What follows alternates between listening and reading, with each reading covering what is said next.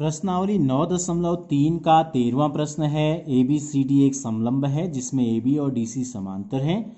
AC के समांतर एक रेखा AB को X पर और BC को Y पर काटती है, तो सिद्ध कीजिए कि एरिया ऑफ ADX बराबर एरिया ऑफ ACY है।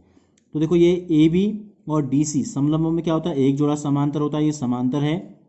और हमसे कहा गया है कि एक रेखा ऐसी है जो AB को X पर और BC को Y पे काटती है और ये रेखा AC के पैरेलल है। तो हमने क्या किया, AC को मिला दिया और AC के समांतर एक रेखा खींच दी। ठीक है, हमको दिखाना है एरिया ऑफ ADX। ADX कौन सा होगा, AD और X, तो यानी कि D से X को मिलाना पड़ेगा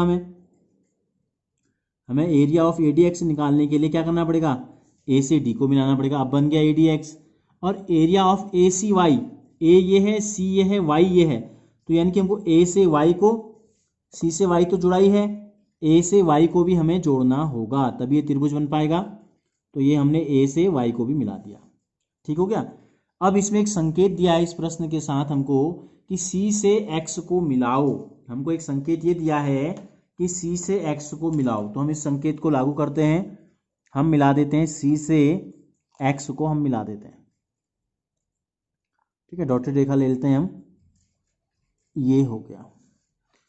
अब हमें सिद्ध क्या करना है, हमें सिद्ध करना है एरिया ऑफ ADX ACY के बराबर। देखो A ये है, D ये है, X ये है, ADX, और ACY कहाँ है देख लो एक बार, AC और Y। हम अभी तक जो नियम हम लागू करते आ रहे हैं वो क्या है कि एक ही आधार और एक ही समांतर रेखाओं के मध्य स्थित त्रिभुज क्षेत्रफल में बराबर होते हैं। लेकिन ये AB और DC के मध्य कौन से दो त्रिभुज हैं, एक तो आपका ये हो गया ADX जो हमें सिद्ध करना है, दूसरा ये जो हमको सिद्ध करना है ये इसमें स्थित नहीं है, तो हम दूसरा त्रिभुज ले लेते हैं AXC। देखो ACX हम लेते हैं त्रिभुज ADX व त्रिभुज ACX। ठीक है, त्रिभुज ADX व त्रिभुज ACX क्या है, एक ही समांतर रेखाओं या एक ही आधार लिख लेते हैं। दोनों किस पे खड़े हैं, देखो दोनों खड़े हैं AX पर।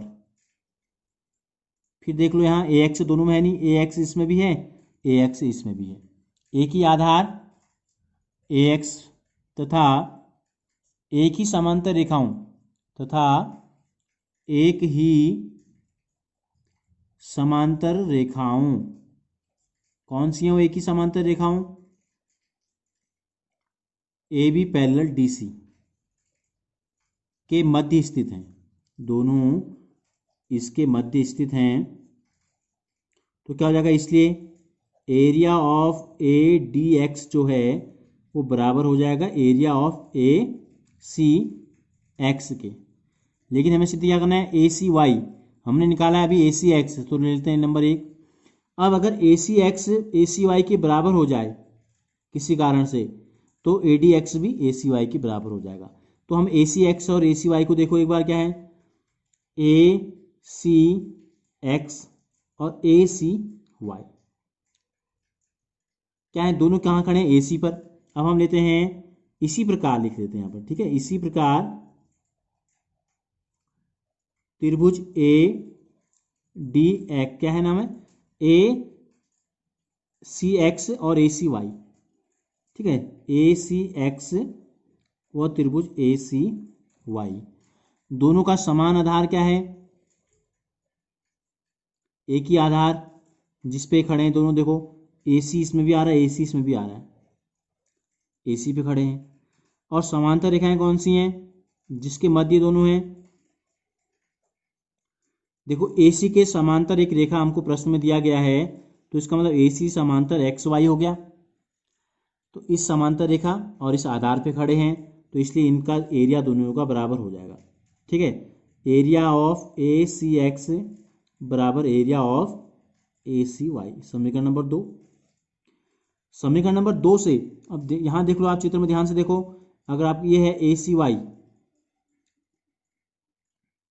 ये कहाँ खड़ा है, AC पर, और दूसरा त्रिभुज है ACX ये वाला त्रिभुज, तो ये भी कहाँ खड़ा है, ये भी देखो इसी बेस पे खड़ा था। हाइट दोनों की XY इस पैरेलल लाइन को छू रही है, तो दोनों के एरिया जो है, क्षेत्रफल जो है बराबर हो गई। तो तो ए सी एक्स का मान यहाँ ए सी वाई रख देते हैं। तो समीकरण 1 व 2 से, समीकरण 1 व 2 से क्या हो जाएगा, area of A D X जो है ये बराबर हो जाएगा area of A C X की जगह पर क्या रख देते हैं, ए सी वाई। समीकरण नंबर 3। और यही जो है हमको सिद्ध करने के लिए भी कहा गया था, ए डी एक्स बराबर area of A C Y.